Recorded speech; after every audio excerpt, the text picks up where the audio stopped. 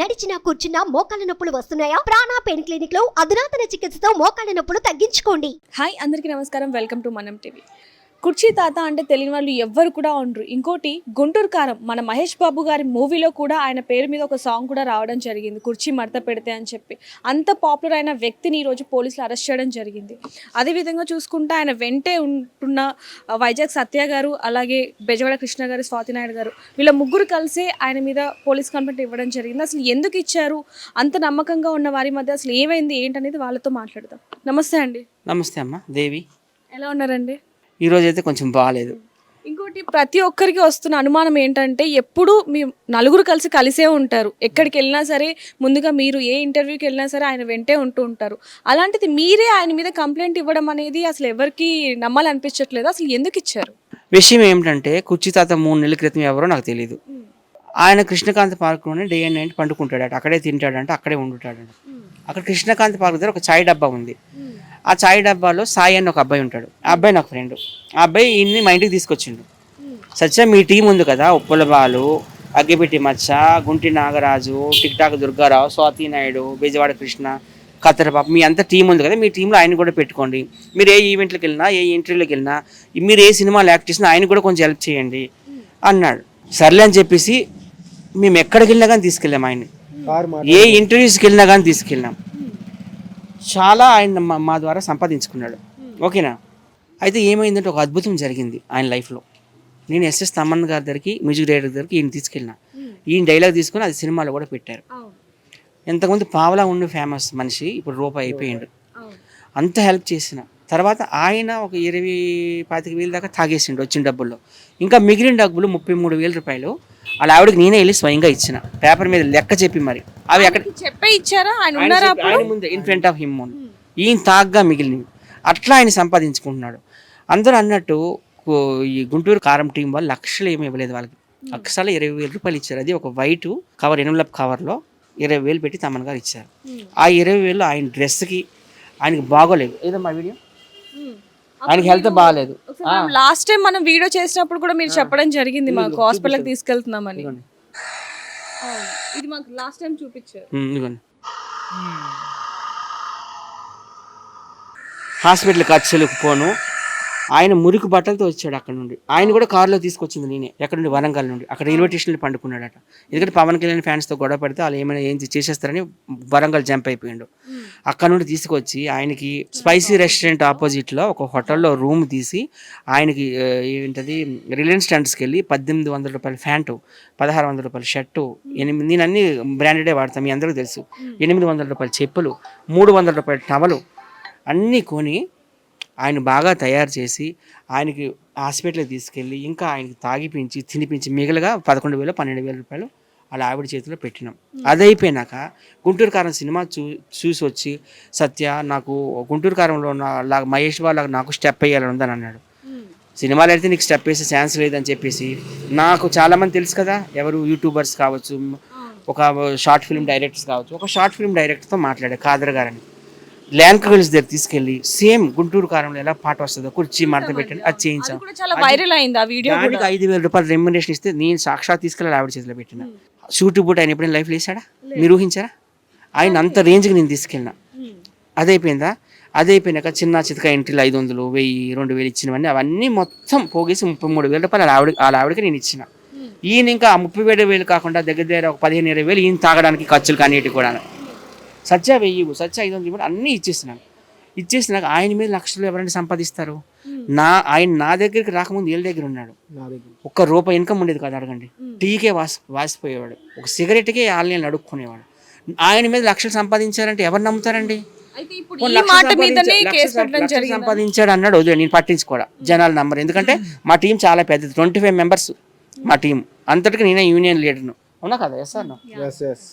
అప్పట్లో రాకేష్ మాస్టర్ గారు, ఉప్పల బాలు, అగ్గిపెట్టి మచ్చ, స్వాతి నాయుడు, కత్తెరపాప, ఈ బెజవాడ కృష్ణ, ఆవేశం స్టార్, లాఫింగ్ స్టార్, కత్తెరపాప, ఇలా బంజారీస్ ప్రశాంత్, కాగనగర్ సాయి, జూనియర్ రాకేష్ మాస్టర్, ఇలా 25 మంది మేము.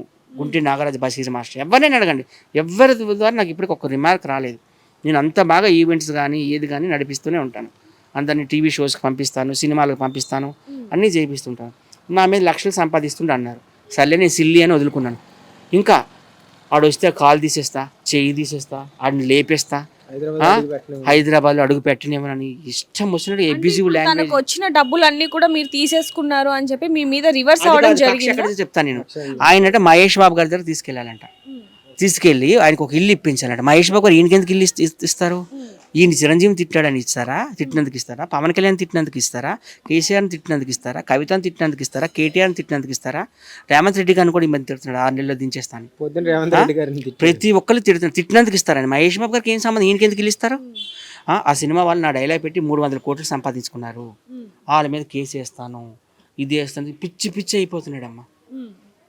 నేను మహేష్ బాబు గారి ఇంటికి తీసుకెళ్ళదని ఇక నాకు ఒక ఎనిమిలాగా అయిపోయాడు. ఒకప్పుడు నీ ఛానల్లోనే కదా సత్య నాకు దేవుడు ఇచ్చిన గిఫ్ట్, దేవుడు ఆయన నాకు గాడ్స్ గిఫ్ట్ అన్నాడా? ఇప్పుడు దొంగ అని ఇష్టం వచ్చినట్టు వీడియోస్ చేస్తున్నాడు. నా వల్లే బతుకున్నాడు, పోయిన ప్రయాణం. ఈయన కూడా కొన్నాళ్ళు సేవ్ చేశాడు ఆయన. అలా చేసిన వ్యక్తికి విశ్వాసం లేదమ్మా అసలు. తల్లి పాలు తాగి రొమ్ము గుద్దే రకమైన.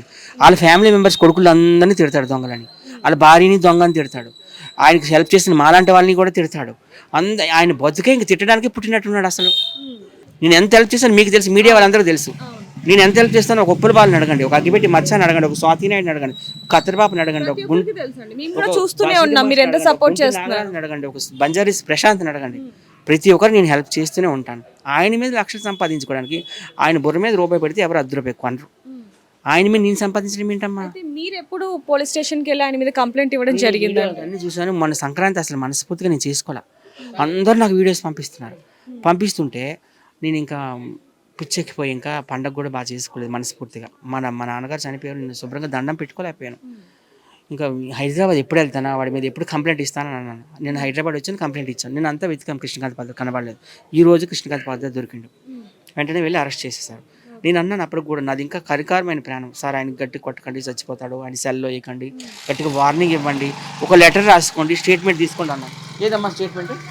ఆ స్టేట్మెంట్లో మిమ్మల్ని బ్లేమ్ చేస్తుంది మీడియా వాళ్ళని. ఇప్పుడు మీడియా వాళ్ళు లేకపోతే మేము లేకపోతే మీరు లేము, అంతే కదా? మీడియా వాళ్ళు డబ్బులు ఇస్తే నేను మాట్లాడాను. మీడియా వాళ్ళు నాకు డబ్బులు ఇచ్చి ఇక్కడ చూడండి,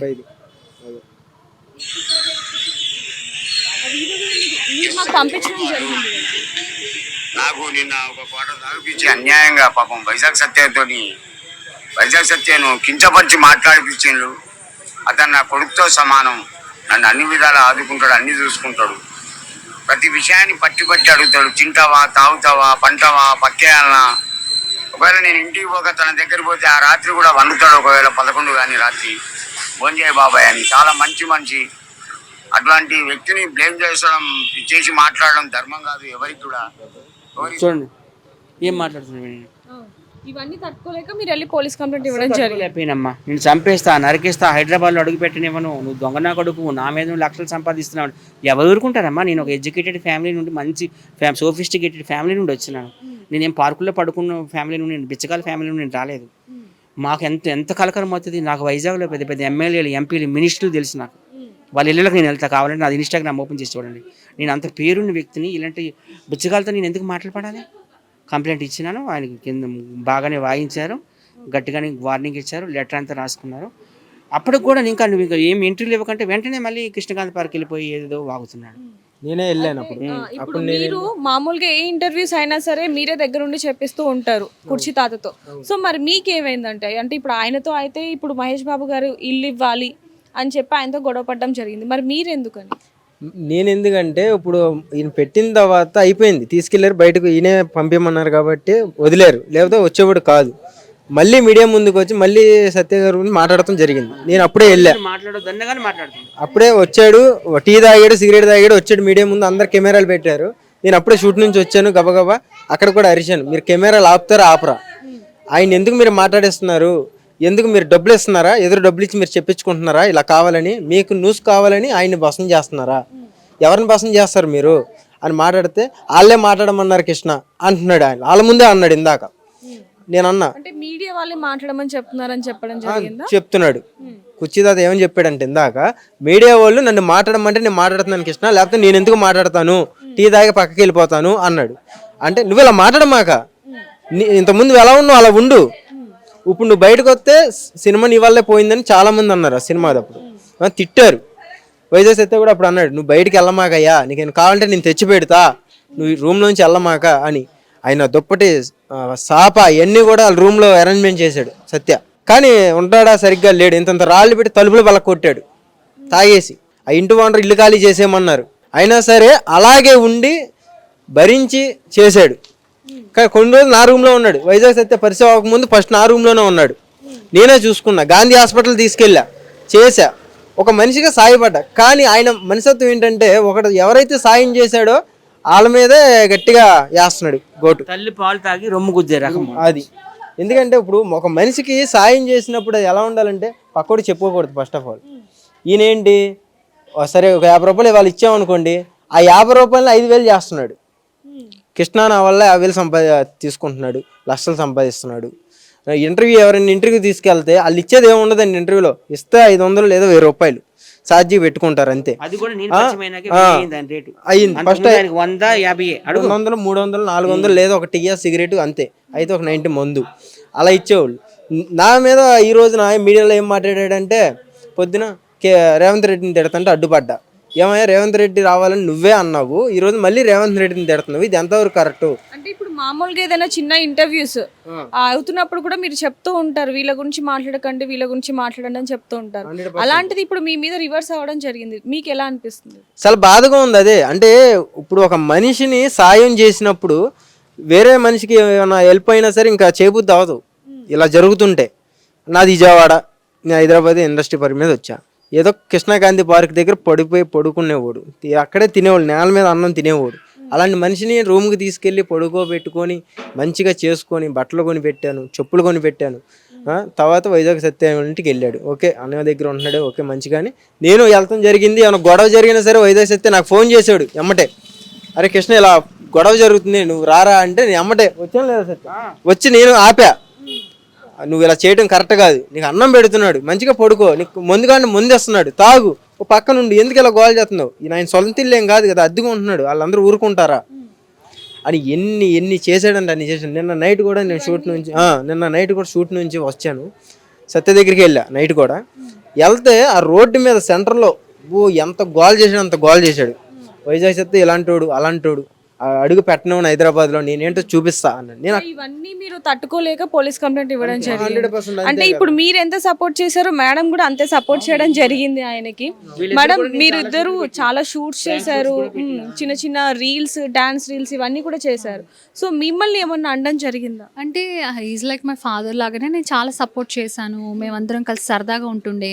సత్య వాళ్ళ ఇంట్లోనే ఫుడ్, బెడ్, స్నానం, ఎవ్రీథింగ్. అయితే ఒకసారి ఎలా అంటే నా డబ్బులు తినేసాడు, అప్పుడు షూటింగ్ వాళ్ళు ఎంత ఇచ్చారో అంత ఇస్తాడు ఇతను, ఇంకా ఖర్చు పెడతాడు, ఇంకా ఇప్పుడు ఇంత మందు బాటిల్ తీసుకుంటాడు, తాగేస్తాడు, మళ్ళీ ఇమీడియట్గా ఏ మనిషి అంటే ఎంతని పెడతారు, తను అడిగింది ఇవ్వకపోతే తిట్టేస్తాడు. అంటే తన పేమెంట్ తనకి ఇచ్చేసింది, ఎక్స్ట్రా తిన ఓన్ డబ్బులు కూడా ఖర్చు పెట్టాడు. అయినా కూడా ఒక నిమిషం దేవుడు అంటాడు, ఇంకో నిమిషము నువ్వు వేస్ట్ గాడివి, ఇక బూతులే కదా. మామూలుగా వాళ్ళిద్దరిని తిడుతున్నారు అంటే ఓకే, ఇప్పుడు ముగ్గురు కలిసి కంప్లైంట్ ఇచ్చారా లేకపోతే వాళ్ళిద్దరితో పాటు మీరు కూడా? ఎందుకంటే ఇంకా సత్యాన్ని కూడా ఇలా తిడుతున్నాడు, ఇంకా రేపటి రోజున నన్ను కూడా తిట్టొచ్చు, ఏదైనా తిట్టొచ్చు అని చెప్పేసి ఇంకా వెళ్ళామన్నమాట. స్టేషన్కి వెళ్ళి పోలీస్ వెహికల్ తీసుకుని వచ్చి కృష్ణకాంత్ పార్క్ దగ్గర తాతను ఎక్కిస్తున్నప్పటికి నేను అక్కడ ఉన్నాను. అప్పుడు వీళ్ళు వీడియో తీస్తున్నారు కదా, అప్పుడు ఏమంటున్నాడు, స్వాతి నాయుడు ఇది అన్యాయం, నువ్వు కూడానా అంటే మనం అందరం కలిసి ఉన్నాం కదా, నువ్వు కూడా సత్యకి సపోర్ట్ చేస్తున్నావు అంటే, బికాస్ దాంట్లో నిజం ఉంది. ఇతను ఏం చేశాడో నా కళ్ళతో నేను చూశాను, అతను తిట్టడం కూడా నా కళ్ళతో నేను చూశాను. బట్ ఇప్పుడు మనం ఆయన వయసుకి బట్టి, ఆయన ఇది కాని బట్టి ఆయన లైఫ్లో చూశాడు. ఆయన బెగ్గింగ్ చేసుకుంటూ ఉండేవాడు. ఎవరైనా బెగ్గర్స్ అంటే జాలి ఉంటే ఎంతో కొంత హెల్ప్ చేస్తారు, కానీ తెచ్చుకుని ఇంట్లో పెట్టుకుని మన ఫ్యామిలీ మెంబర్ లాగా చూసుకోవడము. ప్లస్ ఆయనకి హెల్త్ కూడా మంచిగా లేదు. అయితే కూడా మేము ఎప్పుడు తనని అలాగా టీబీ పేషెంట్ అమ్మా, టీబీ పేషెంట్ దగ్గర కూడా రానివ్వరు, కానీ మేము తీసుకున్నాం. తన డ్రెస్ బాగోకపోయినా, తను ఎన్ని రోజులు స్నానం చేయకపోయినా, వాట్ ఎవర్ ఇట్ మేబీ, మేము అదంతా మేము అసలు పట్టించుకోలే, చాలా మంచిగా ఉండేవాళ్ళు. ఈవెన్ ఎవరైనా వేరే వాళ్ళు కూడా ఇతను ఉంటే మేము రామంటే అయితే పొండి, రాకపోతే అని వాళ్ళని అవాయిడ్ చేసాం. కానీ తాతని మేము ఎప్పుడు చిన్నతనం చూడలే, చాలా గౌరవించాము, చాలా రెస్పెక్ట్ ఇచ్చాము, సరదాగా మాట్లాడే వాళ్ళం అనమాట. అలాంటి మనిషి తిట్టడం ఏంటి అనేది నచ్చలేదు. ఒకసారి ఏమన్నాడు, నేను కావాలని తిట్టలేదు, ఛానల్ వాళ్ళని వాళ్ళ మీద తోసాడు. సరే ఒకసారి ఓకే, 10 సార్లు 10 ఛానల్స్లో అంటే అది నమ్మకం. ఒక్కొక్కసారి ఒక్కొక్క విధంగా మాట్లాడుతున్నారని చెప్పి మీరు తట్టుకోలేక పోలీస్ కంప్లైంట్ ఇవ్వడం జరిగింది. అయితే ఇప్పుడు ప్రస్తుతానికి ఆయన ఎక్కడ ఉన్నారండి? పోలీస్ స్టేషన్ లో ఉన్నారా లేకపోతే మీరే బెయిల్ మీద తీసుకురావడం అలాంటి? పోలీసులు చెప్పాను, ఎందుకంటే ఇంకా ఆయనకి ఇంకా కొట్టినా కానీ చచ్చిపోతాడు, గట్టిగా వార్నింగ్ ఇవ్వండి, నెక్స్ట్ టైం ఏ ఎంట్రీలో కూడా నా పేరు తీయొద్దని చెప్పండి అని ఒక లెటర్ అయితే వాళ్ళు రాసుకున్నారు, స్టేట్మెంట్ తీసుకున్నారు. సో ఇప్పుడు అక్కడే ఉన్నారా? లేదు, బయటకు పంపించేశారు. వదిలేశారు. వేరే అతను తీసుకుని లేడు, మళ్ళీ వేరే అతను అతని గురించి కూడా మళ్ళీ 2 రోజుల్లో మళ్ళీ వీడియోలు అయితే కంపల్సరీ ఇలాగే వస్తాయి. కంపల్సరీగా వస్తాయి. ఎందుకంటే ఎవరైతే ఆయనకి సాయపడతారో ఆయన మళ్ళీ 2 రోజులు 3 రోజులు మంచిగా ఉంటాడు వాళ్ళతో, మళ్ళీ 4 రోజుల్లో మీడియా ముందుకు వచ్చి నన్ను ఇలా చేశాడు, నా వల్ల ఇలా డబ్బులు సంపాదించాడు అంటాడు 100% అంటాడు. అది ఆయన మైండ్ సెట్. అది. దానివల్ల ఆ బాధతో ఈ రోజున ఇలా మాట్లాడటం జరుగుతుంది. అవును. ఆయన ఎప్పుడు ఎలా ఉంటారో తెలియదు కాబట్టి అలా బిహేవ్ చేస్తారు. ఈయన ఇచ్చిన అమౌంట్ ఫోన్ పేలే కానీ ఏ అయినా సరే ప్రతి అమౌంట్ కూడా అన్ని పేపర్ మీద రాసుకున్నాడు. ఈయనకేం అవసరం అండి? ఇంకేం అవసరం? షూట్ తీసుకెళ్ళాడు, అయిపోయింది, వదిలేస్తాడు. మరి ఇంటికి పిలిపించుకుంటాడా? అన్నం పెడతాడా? ఎదురుగా ఫంక్షన్ జరుగుతుంటే మేమందరం తీసుకెళ్ళి తిని మళ్ళీ ఆయనకి ప్లేట్లో తీసుకొచ్చాం. ఆ రోజు తిన్నాడా? రూమ్లో పడేసాడు. ఈయన శుభ్రం చేశాడు, సత్యన శుభ్రం చేశాడు. ఇవన్నీ మీరు చూడలేక ఇవన్నీ చేయడం జరిగింది. వాళ్ళ ఫ్యామిలీ మెంబర్స్ కూడా వదిలేశారు. అంటే వాళ్ళ ఫ్యామిలీ మెంబర్స్ కూడా ఎప్పుడు ఇది లేదనమాట. ఇప్పుడు ఎప్పుడైతే సాంగ్ వచ్చి ఫేమస్ అయ్యాక ఇప్పుడు వాళ్ళ వైఫ్ రావడం, వాళ్ళు రావడం, అది ఎందుకు డబ్బుల కోసము అట్లా అని చెప్పేసి రావడము. మళ్ళీ తాత కూడా ఎట్లా అంటే ఇతను పేమెంట్ ఇస్తే ఇంట్లో ఇవ్వకుండా బయట వేరే వాళ్ళ దగ్గర దాచుకుని అక్కడి నుంచి తీసుకుంటున్నాడు. అదేంటి తాత నీకు పేమెంట్ ఇచ్చావు, మీ వైఫ్కి ఇవ్వచ్చు కదా అంటే ఆవిడేమనుకుంటుంది, అసలు పేమెంట్ ఇవ్వలేదేమో, వీళ్ళు తినేస్తారేమో మధ్యలో అట్లా అనుకుంటుంది అనమాట. ఇప్పుడు తను ఫేమస్ అయినాక అందరూ వచ్చేసి అమ్మో మా ఆయనకి టయానికి ఫుడ్ పెట్టాలి, అమ్మో మా ఆయన ఇంతసేపు ఉండాలి. ఎక్కడైనా షూట్కి వెళ్ళినా కూడా ప్రొఫెషనల్గా ఉండడు. అంటే షూట్కి వెళ్తాం కదా 5 minutes చల్ అని వాళ్ళని బూతులు తిట్టేస్తాడు, ఇమీడియట్ వచ్చేస్తా అంటాడు. ఇప్పుడు షూటింగ్ వాళ్ళు ఒక పేమెంట్ చెప్తారు, అక్కడికి వెళ్ళాక ఏం చేస్తాడు, నాకు పేమెంట్ ఎక్కువ ఇస్తేనే చేస్తా లేకపోతే లేదంటాడు. అవతల వాళ్ళు సచ్చినట్టుగా ఇవ్వాల్సి ఉంటుంది. అట్లాంటప్పుడు ఏం చేస్తాడు, తినని బ్లేమ్ చేస్తాడు. నువ్వు ఇంత పేమెంట్ అన్నావు కదా, వాళ్ళు ఎందుకు ఎక్కువ ఇస్తున్నారంటే మరి నువ్వు వెళ్ళిపోతున్నానంటే మరి ఎవరైనా ఇంకా అలాగా డిస్టర్బెన్స్ అనమాట. సో ఇవన్నీ భరించలేక మీరు పోలీస్ కంప్లైంట్ ఇవ్వడం జరిగింది. Thank you. హైదరాబాద్లో అడుగు పెట్టనివ్వనని వీడియోలు చేసిండు, నేను చంపేస్తా అని పెట్టిండు, కొట్టిస్తా అన్నాడు. కొట్టిస్తా అని.